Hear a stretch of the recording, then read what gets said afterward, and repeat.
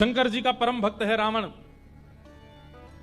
लेकिन उसी रावण के दुष्टता पर एक दिन शंकर जी बड़े चिंतित हो गए और शंकर जी ने मन में विचार किया कि भाई ये हमारा भक्त है, हम चाहते तो ऐसा है कि हमारी तीसरा नेत्र खुले और जल के भस्म हो जाए, पर गुरु को चाहिए अपने शिष्य को दंड तो दे लेकिन मृत्यु दंड ना दे।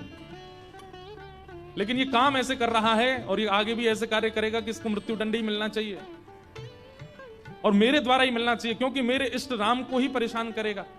तो क्या करें? तो शंकर जी का संकल्प हुआ कि इसके वध में कारण मैं बनूं।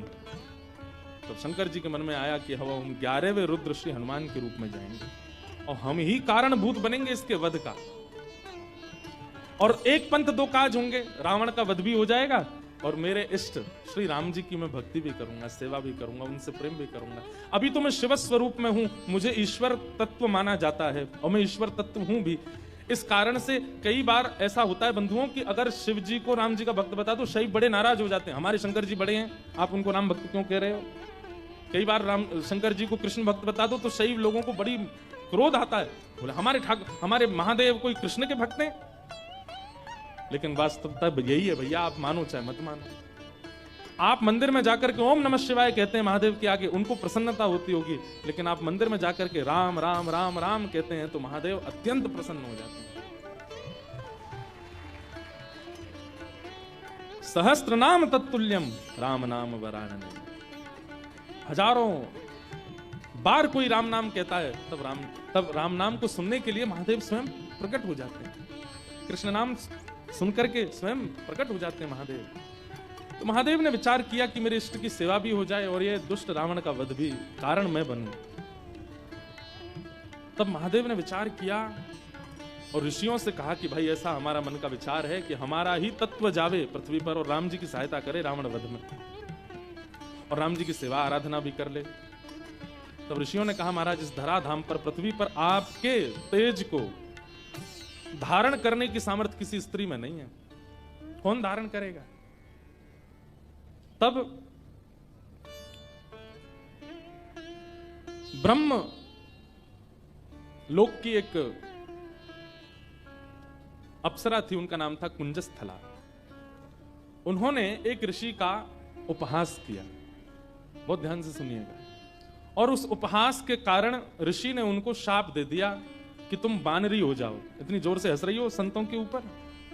एक बात बता दें आपको, जो संत ऋषि महंत भक्त वक्ता वैष्णवों के ऊपर या उनकी भक्ति के ऊपर हंसी करते हैं, उनको ही बानर बनना पड़ता है अगले जन्म में। इसलिए कभी किसी भक्त की हंसी मत करना। कुंजस्थला को शाप दे दिया, बोले जाओ तुम बानरी बन जाओ। लेकिन क्रोधापि देवेन वरेण तुल्यम, बड़े लोगों का क्रोध वरदान के समान होता है। वो क्रोध में श्राप तो होता है पर उसमें वरदान भी होता है। कुंजस्थला अंजनी मैया के रूप में पृथ्वी पर प्रकट हुई और आपका विवाह बानर राज केसरी जी के साथ में हुआ। पर केसरी जी को भी श्राप लगा हुआ था, ऋषियों ने श्राप दे रखा था कि आपकी कोई संतान नहीं होगी। कैसे संभव हो। और तभी महादेव ने मन बनाया कि भाई हमारा अंश स्वरूप पृथ्वी पर आवे। तो महादेव की नित्य आराधना करती थी अंजनी मैया। ऋषियों ने अंजनी मैया को चुना, बोले यही हैं जो महादेव के तेज को, महादेव के बल को, महादेव के जो आत्म तत्व है उसको भीतर स्वीकार कर सके। इनका तप अद्भुत है। और क्यों ना हो, विवाह के उपरांत भी ब्रह्मचारिणी थी अंजनी मैया। बहुत ध्यान से सुनिएगा। एक दिन पर्वत पर बैठ करके अंजनी मैया महादेव की उपासना कर रही थी, तभी उनको स्पर्श का अनुभव हुआ। तुरंत अंजनी मैया ने नेत्र खोल करके कहा मैं शाप दे दूंगी, कौन है, मेरा स्पर्श करने की हिम्मत किसने की। तभी पवन देव प्रकट हो गए और पवन देव ने कहा कि मां मुझे क्षमा करें, पर मेरा स्पर्श का अधिकार सबको है, मैं सबको स्पर्श कर सकता हूं, मेरा स्पर्श अपवित्र नहीं होता। इस पृथ्वी पर चींटी से लेकर के हाथी तक कोई भी नहीं है जो मेरे स्पर्श से वंचित रहता हो, इसलिए आप बिल्कुल मुझे शापित मत कीजिए, मेरा स्पर्श करने का अधिकार तो सबको है। अंजनी मैया बोली तो फिर मेरा विशेष स्पर्श क्यों किया आपने। तब उन्होंने पूरी बात बताई। बोले कि मां, महादेव की इच्छा है कि उनका तत्व प्रकट हो। मोहिनी रूप को देख करके महादेव इतने प्रसन्न हो गए कि प्रेमाश्रु के साथ उनका समस्त बल पृथ्वी पर झरने लगा, जिसके रूप में पृथ्वी पर विविध रत्न प्रकट हो गए, हीरे सोने चांदी, ये सब महादेव के प्रेमाश्रु से प्रकट हुए हैं। और उन्हीं प्रेमाश्रुओं को कई ऋषियों ने अपने अपने प्रेम पुटों में धारण किया। उन्हीं में से एक बिंदु मुझे प्राप्त हुआ और मुझे ऋषियों की आज्ञा हुई कि मैं आपके अंदर उसको व्यवस्थित कर दूं, ताकि महादेव का जो 11वां रुद्र स्वरूप है वो आपसे प्रकट हो। इसलिए मैंने आपके स्पर्श करके आपके कर्णपुट से महादेव का वह योग बल आपके भीतर व्यवस्थित किया है। अब आप जल्दी ही एक दिव्य भक्त, दिव्य बलवंत और दिव्य श्रेष्ठ बालक को जन्म देंगे। कितने पिताजी हनुमान जी के? पवन पुत्र, शंकर सुवन और केसरी नंदन। पवन देव के वे पुत्र हैं। हनुमान जी के शंकर, अब यहां पर ऋषियों का, संतों का शंकर स्वयं केसरी नंदन, शंकर स्वयं ही आए हैं। और शंकर सुवन यानी कि उनके पुत्र हैं। किसी का भाव ऐसा भी है कि भाई स्वयं शंकर जी के पुत्र कैसे हो सकते हैं, स्वयं शंकर जी आए तो इसलिए शंकर स्वयं केसरी नंदन। अब जो भी बात हो, इसका विवाद तो बड़े लोग ही करते रहे, हम तो बालक हैं, हम तो जैसा मिले गाते रहेंगे, आनंद करें सब। 3 पिताजी हैं। इस प्रकार आज ही के दिन अंजनी मैया ने, अंजनी मैया के दिव्य कोख से दिव्य तेज प्रकट हुआ और पृथ्वी पर प्रकट हुए इस पृथ्वी के रक्षक, भक्तों के रक्षक, दानवों का दलन करने वाले प्रभु श्री राम के अनन्य भक्त पवन पुत्र श्री हनुमान जी महाराज की जय हो, जय हो, जय हो। श्री हनुमान जी का प्रादुर्भाव हुआ, तीनों लोकों में डुमडुमियां बजने लगी, देवता सब आनंदित हो गए, सब सुरक्षित अनुभव करने लगे। क्यों? बोले अब हमारी रक्षा करने वाले आ गए। श्री हनुमान जी महाराज का प्रादुर्भाव हुआ। देवताओं ने आकर के सबने उनको बल प्रदान किया, किसी ने बल प्रदान किया, किसी ने गदा प्रदान की, किसी ने बुद्धि प्रदान की, किसी ने मेधावी, इस प्रकार से सब देवताओं ने आकर के हनुमान जी महाराज को दिव्य दिव्य तेज प्रदान किया। पर भैया एक बात सुनिएगा, हनुमान जी महाराज के पास एक भी वस्तु ऐसी नहीं है जिसकी कमी हो। वो भले ही बानर थे, पर बानर रूप में भी इतने सुंदर थे कि उनको देखने के लिए राम जी लालायित रहते थे कि कोई हनुमान जी को मेरे सामने बैठा दो। आज भी अनेक हनुमान मंदिरों में आप देखेंगे हनुमान जी के सामने ही राम जी बैठे होंगे। प्रियतम को सामने बैठाया जाता है, भले ही भक्त हैं हनुमान जी, लेकिन राम जी को उनका दर्शन इतना अच्छा लगता है, पूरा विश्व राम जी को देखता है, पर राम जी हनुमान जी को देखते हैं। और इस सुंदरता का कारण क्या है कि हनुमान जी में इतनी योग्यताएं हैं, पर सारी योग्यताएं भक्ति से ढकी हुई है। हम लोग कैसे हैं? हमारी सारी योग्यताएं प्रकट रहती हैं। कोई व्यक्ति अगर बहुत बुद्धिमान होता है ना, उसके रूप से ही पता चल जाता है कि बहुत बुद्धिमान है। ये देखो हनुमान जी डोल रहे हैं, भाई आ जाओ, आ जाओ मंच पे आ जाओ। ये देखो पूंछ से लपेट दो एक आध पंडित जी को। अनंत बलवंत श्री हनुमान जी महाराज, यहाँ बैठ जाओ आगे, ये स्पीकर के आगे बैठ जाओ। हाँ बैठ जाओ। हनुमान जी बेचारे दांत नहीं है इनके, बैठ जाओ। खड़े रहोगे थक जाओगे। हे हनुमान जी बैठ जाओ, पूंछ संभाल के, गदा नीचे धर दो, गदा नीचे रख दो, थक जाओगे। बस ऐसी कथा सुनते रहो। बोलो हनुमान जी महाराज की जय। तो हनुमान चालीसा करके ही जाना सब लोग, उससे पहले मत चले जाना। हम लास्ट में ही करेंगे कि आप चले नहीं जाओ, आपसे पहले तो हमको जाना है। पर तो क्या बता रहा था मैं? हाँ, हनुमान जी में सारे गुण हैं। अष्ट सिद्ध नवनिधि के दाता, असवर दीन जानकी माता। अष्ट सिद्ध नवनिधि के दाता, अष्ट सिद्धियां हैं, नवनिधियां हैं। महाराज हम पे तो एक सिद्धि आ जाए, सिद्धि नहीं भी आवे तो हम लोग फूले नहीं समाते। उन पे तो 8 सिद्धियां हैं, 9 निधियां, पर फिर भी हनुमान जी महाराज इतने दीन कैसे? भक्ति। किसी का ज्ञान प्रधान होता है, किसी का स्वरूप प्रधान होता है, किसी की योग्यताएं प्रधान होती है, पर हनुमान जी महाराज ने सबको गौड़ करके अपने भक्ति को प्रधान रखा। अच्छा एक बात बताएं, हनुमान जी का एक गुण है, बहुत ध्यान से सुनिएगा। हम सब में कोई योग्यता आ जाती है, जैसे किसी को गाना आ जाए, किसी को बजाना आ जाए, किसी को नाचना आ जाए, तो अपने उस गुण के स्वामी हम खुद बन जाते हैं। जो भी गुण है हमारे अंदर, उस गुण के स्वामी कौन है? हम खुद बन जाते हैं। पर हनुमान जी ने अपने सारे गुणों का स्वामी राम जी को बना दिया।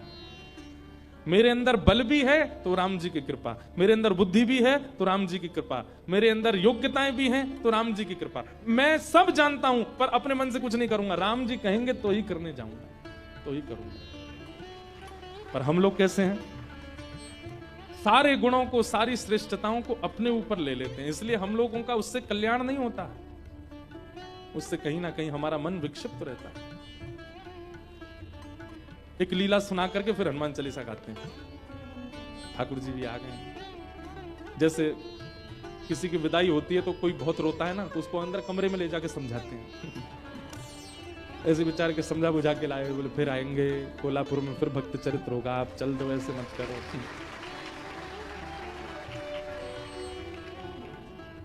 विरह बहुत ज्यादा है भैया, ने ऐसे लिटा के बैठे हो, इन्हें बोल दो कहीं फिर से कूद पड़े ऊपर से।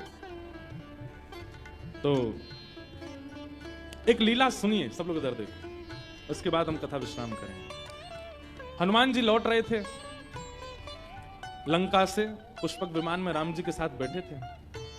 तो राम जी जगह जगह दिखाते जा रहे थे जानकी जी को, पता है आपको यहाँ पे हमने ऐसा किया था, यहाँ पे हमारी बाली को हमने बाण मारा था, इधर बैठ करके हम सब बानरों के साथ में हमने मीटिंग करी थी, यहाँ पर ये हुआ था। सारे स्थान दिखाते हुए जा रहे थे राम जी। तभी एक स्थान आया, उसको देख करके हनुमान जी के नेत्र सजल हो गए। राम जी बोले, हनुमान जी आप क्यों रो रहे हैं?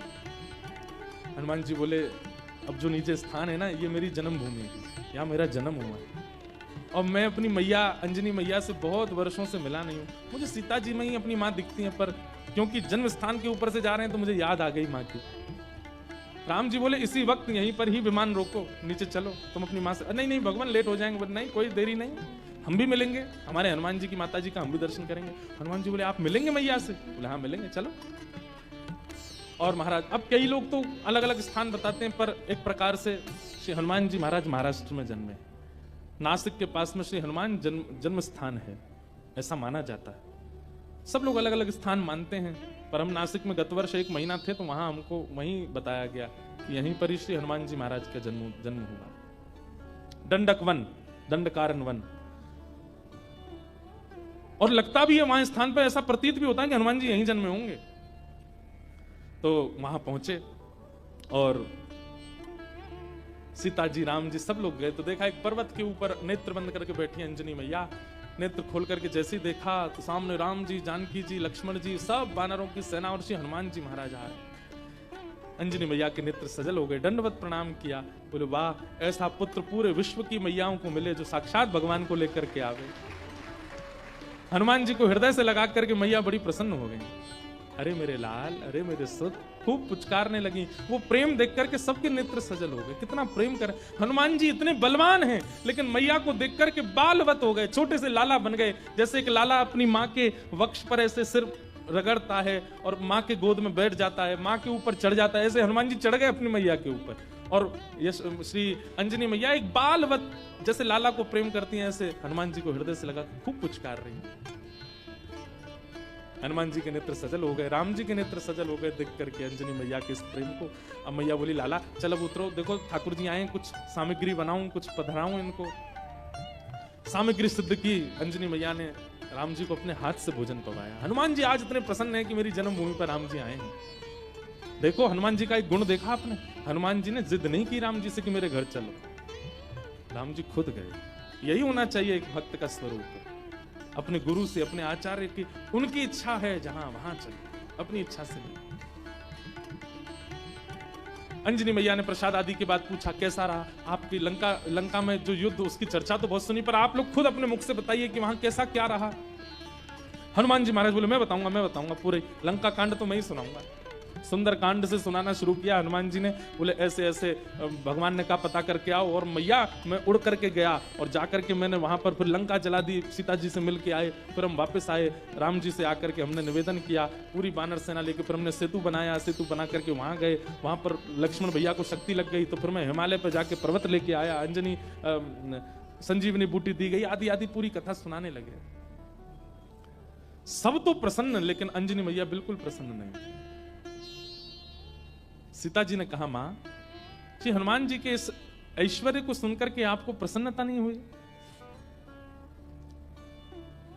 अंजनी मैया बोली, मुझे बिल्कुल प्रसन्नता नहीं है, बल्कि मुझे तो संशय हो रहा है हनुमान के ऊपर। बोले क्यों? बोले हनुमान के होते हुए भी राम जी को इतना परिश्रम क्यों करना पड़ा? ये मेरा पुत्र हनुमान है, इसकी परवरिश ऐसी हुई है, इसका लालन पालन ऐसा हुआ है कि ये अकेला चाहे तो अपने एक बाम पाद प्रहार से पूरी लंका को रसातल में भेज सकता था। इसके रहते हुए सेतु बनाना पड़ा, लक्ष्मण भैया को शक्ति लगी, वैद्य बुलाने पड़े, इतने दिन तक युद्ध होता रहा, अहि रावण की यहाँ ठाकुर जी को जाकर के रहना पड़ा और ना जाने क्या क्या। ये सब सुनकर के मेरा मन बहुत विचलित हो रहा है। मुझे लग रहा है कि हनुमान तुम्हारे रहते हुए राम जी को इतना श्रम करना क्यों पड़ा? अरे तुम्हारे लिए तो बाएं हाथ का खेल है, तुम जाकर के पूरी लंका का नष्ट करके रावण को रसातल में फेंक करके सीता जी को कंधे पर बैठा करके ले आते तुम। इतना श्रम करने की आवश्यकता ही नहीं थी, करना क्यों पड़ा? तो ये बात सुनकर के और तो किसी के मन में नहीं, पर लक्ष्मण जी के मन में थोड़ा सा आया कि मैया को कुछ ज्यादा ही बल का मान है कि बहुत ज्यादा बलवान है। अरे ठीक है, हनुमान जी हो गई लीला पूरी, अब इतना क्रोध क्यों कर रही है बेचारी उन पे? अंजनी मैया समझ गई लक्ष्मण जी अभी समझ नहीं रहे कि मैं क्या कहना चाह रही हूं। तभी अंजनी मैया एक दूर पर्वत पर गई और वहां पर्वत पर जाकर के हनुमान जी को टकटकी लगा के देखने लगी। तो हनुमान जी को देखते देखते अंजनी मैया के चित्त में वात्सल्य उमड़ा और वही वात्सल्य उनके पयोधर से दुग्ध बन करके बहने लगा। एक बूंद दुग्ध की पयोधर से निकल करके जैसे ही उस पर्वत खंड पर गिरी, पर्वत बीच से विदीर्ण हो गया, ज्वालामुखी प्रकट हो गई, काले काले बादल आकाश में छा गए, पृथ्वी डामाडोल हो गई। लक्ष्मण लाल जी बोले ये क्या था? अंजनी मैया बोली ये अंजनी के पयोधर के दुग्ध के एक बिंदु का ये असर है। जिस बिंदु को पृथ्वी और ये पर्वत नहीं सहन कर पाते, उस बिंदु उस दुग्ध में पला बड़ा है हनुमान, उसको अपने गर्भ में धारण किया हनुमान ने। अंजनी के दूध को गर्भ में धारण करने की सामर्थ्य किसी की नहीं है। जीवन पर्यंत विवाहिता होते हुए भी, बालक होते हुए भी ब्रह्मचारिणी है अंजनी मैया, उनके दुग्ध को पिया है हनुमान ने, और उसके रहते हुए इतना बलवंत होते हुए भी ये सब करना पड़ा। तब अंत में राम जी उठे, बोले मैया आप हनुमान जी के बल पर किसी को संशय नहीं है, किसी को शक नहीं है, पर हनुमान जी में एक गुण है क्या कि वे अपने बल को अपना नहीं मानते, वो मेरा मानते। वे चाहे तो जाकर के रावण को मार सकते थे, लेकिन वहां भी चिंतन कर रहे थे राम की आज्ञा नहीं है मुझे। वे चाहते तो पूरी लंका को जला नहीं, रसातल में फेंक देते, उठा करके उखाड़ करके। हनुमान जी महाराज ने, एक कथा आती है कि रावण की सेना में चिरंजीवी सेना भी थी रावण की, मतलब उनको कोई मार ही नहीं सकता, उन्होंने अमृत पिया रखा था, वो मरेंगे ही नहीं, चाहे उनको सुदर्शन चक्र काट दे, चाहे उनको गदा से मार दिया जाए, उनकी मृत्यु नहीं हो सकती। जब वे अजर अमर योद्धा लड़ने के लिए हनुमान जी से आए तो हनुमान जी बोले क्या करेंगे, मरने वाले तो है नहीं। तो हनुमान जी ने अपनी पूंछ पर लपेट करके इतनी वेग से उनको आकाश के ऊपर भेजा कि जहां गुरुत्वाकर्षण, पृथ्वी का गुरुत्वाकर्षण होता है ना, कोई भी चीज ऊपर फेंको नीचे गिरती है, तो कुछ समय बाद गुरुत्वाकर्षण खत्म हो जाता है। हनुमान जी ने उन सबरे चिरंजीवी योद्धाओं को अपनी पूंछ में लपेट करके इतनी जोर से ऊपर फेंका कि गुरुत्वाकर्षण की सीमा से ऊपर चले गए। आज तक आकाश में घूम रहे हैं वे लोग, लौट के नहीं आ पाए पृथ्वी पर। तो श्री हनुमान जी महाराज के बल में किसी को संशय नहीं है, पर राम जी कहते हैं तब प्रताप रघुनाथ, वो अपने प्रत्येक बल को मेरा प्रताप मानते हैं। मेरी आज्ञा नहीं थी रावण को मारने की, मेरी आज्ञा नहीं थी लंका को रसातल में फेंकने की।